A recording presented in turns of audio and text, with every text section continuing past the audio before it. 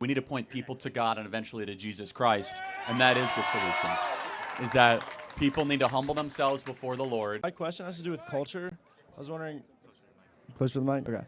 I was wondering, why doesn't the right have, like, the left has dominated culture for so long, but how do we kind of work backwards from that, kind of get back to, like, the core American values, lower the divorce rate, lower single motherhood, things like that? We need to point people to God and eventually to Jesus Christ, and that is the solution, is that people need to humble themselves before the Lord. They need to go back to church. They need to get married before they have sex. They need to stop engaging in debauchery and limitless amounts of drinking and the sins of the flesh, and understand that there's a God who loves them, that wants them to live a certain way.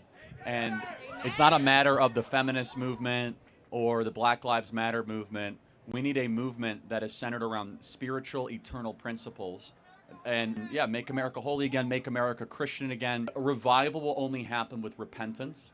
And repentance is at odds with pride, by the way, which is you must acknowledge two things.